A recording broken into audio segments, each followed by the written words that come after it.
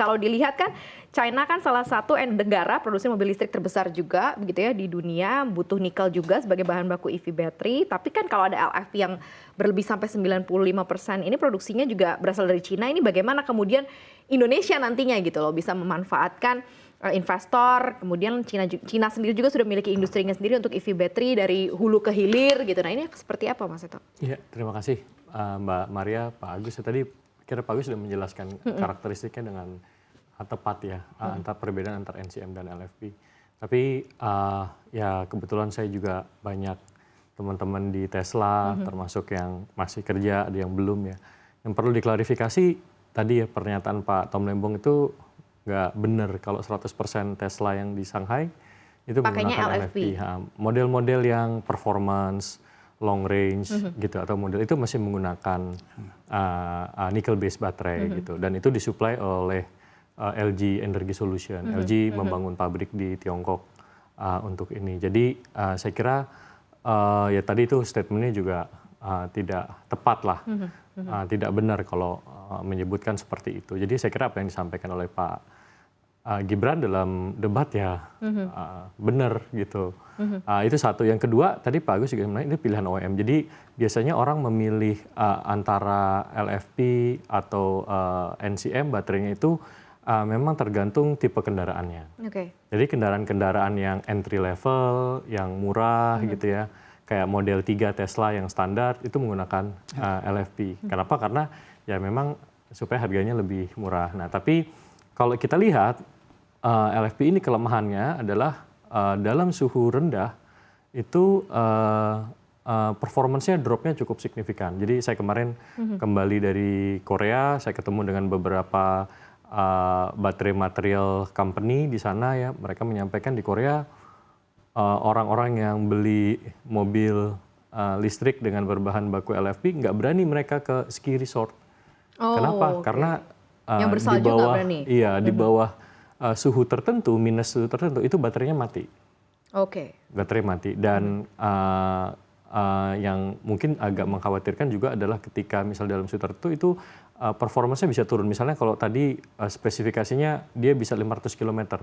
Nah, ketika dalam suhu winter ya itu cuma 60% aja. Jadi bisa tinggal 300 km.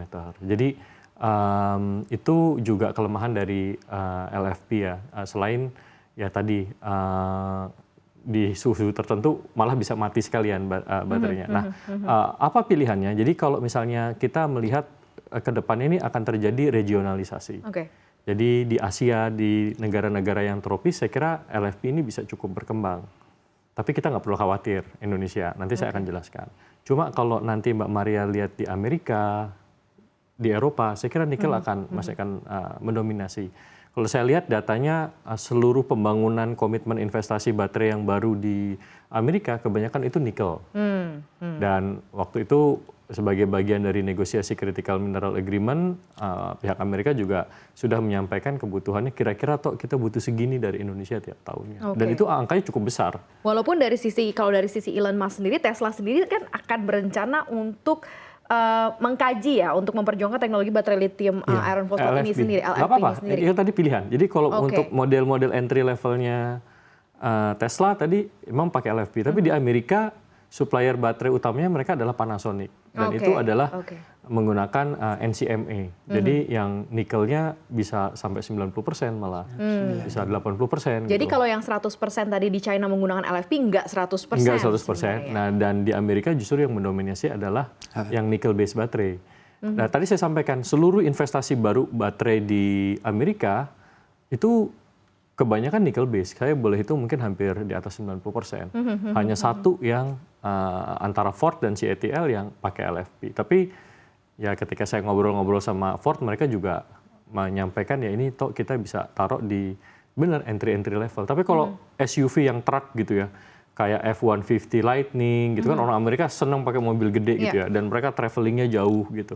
Nggak bisa pakai LFP. Jadi LFP ini juga kelemahannya itu. Jadi kalau untuk mobil-mobil yang entry level dipakai di dalam kota aja, jarak-jarak pendek, city car gitu bisa. Tapi kalau modelnya kayak orang Amerika, mobilnya besar gitu ya, Escalade gitu ya, itu nggak bisa. ininya, mengkhawatir lah kalau pakai LFP. Karena kelemahannya LFP tadi sampaikan Pak Agus, energi density-nya rendah, berat gitu ya.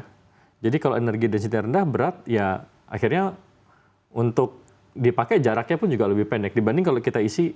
Kan kalau mobil itu baterai itu kan ada di bawah mobil ya. Jadi ruangannya tuh segitu-segitu aja. Jadi kita mau isi dia baterainya yang LFP, energi density-nya rendah, atau kita mau isi nikel yang energi density tinggi. Itu pilihannya gitu. Tapi kita nggak perlu khawatir, Mbak. Kita sudah hitung. Ini mungkin nanti berkaitan kenapa harga nikelnya kemudian turun. Jadi begini, sebelumnya nikel ini orang menilai dipakai untuk stainless steel. Ya kan, sebenarnya kan baru sekitar yang masif ya digaungkan nikel untuk baterai kan baru beberapa tahun terakhir. Jadi waktu itu teknologinya yang masih banyak dikembangkan itu adalah teknologi yang masih melalui pirometalurgi untuk stainless steel. Nah baru di Indonesia ketika 2021 kita punya yang high pressure acid leaching, itu yang lebih ekonomis untuk menghasilkan nikel. Dan ini sekarang yang lagi banyak dicari. Jadi seluruh automaker kalau datang ke Indonesia bilang ke saya, "Tok, saya maunya yang HPAL." Kenapa? Karena emisinya lebih rendah, lebih ramah, dan harganya, profitability-nya juga relatif lebih bagus. Jadi kalau kita lihat, ini makanya yang harus hati-hati ya. Jadi statementnya Pak Tom Lembong bahwa ini harga nikel turun 40-30% gitu ya. Kita harus lihat datanya lebih panjang. 10 tahun terakhir, harga rata-rata nikel tuh hanya 15.000.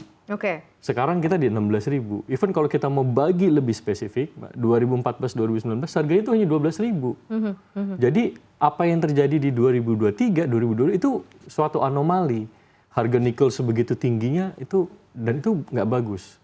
Terus terang, buat kami kita ngelihat pemerintah itu short term aja kelihatan bagus, tapi long term kalau harga nikelnya tinggi, orang akan berlomba-lomba mencari substitusinya. Tidak lagi nikel. Tidak lagi nikel. Ini sudah tidak bisa berkompetisi begitu ya di level harga yang ini sudah terjadi di kobalt. Kobalt sekitar 3-4 tahun lalu itu harganya naik tinggi, sama karena dipakai untuk baterai. Akhirnya orang mencari cara gimana bisa mengurangi kobalt konten di dalam nikel. Jadi kalau dulunya 20-30%, sekarang ada yang cuma 5%, ada yang 10%. Nah, kita kan nggak mau seperti itu. Sebagai produsen nikel terbesar di dunia, kita juga punya tanggung jawab bahwa kita juga harus mensuplai cukup. Gitu. Jadi menurut saya justru kontradiktif itu apa yang disampaikan Pak Tom Lembong. Ini karena kita konfrontatif. Enggak, ini justru kita ugal-ugalan kita bukan konfrontatif, justru kita menyediakan suplai nikel yang cukup. Kalau harga nikelnya turun, ya selama kita masih untung kan nggak apa-apa. Jadi kan kita harus mencari titik keseimbangan. Bagaimana nikel kita masih tetap dipakai di luar, ya Mbak, tapi pada saat yang bersamaan harganya ini masih juga cukup baik untungnya buat smelter di dalam negeri, buat penambang di dalam negeri. Jadi ya nggak apa-apa. Kalau saya sih lihat harga nikel turun, ini makin kompetitif terhadap LFP. Ya kalau ada tambang-tambang di luar negeri yang tutup, ya bukan salah kita dong. Ya kan? Benar. Ya bukan salah kita kan. Jadi ya nggak apa-apa kalau menurut saya. Ya maksudnya ya memang at the end yang efisien akan menggantikan yang tidak efisien.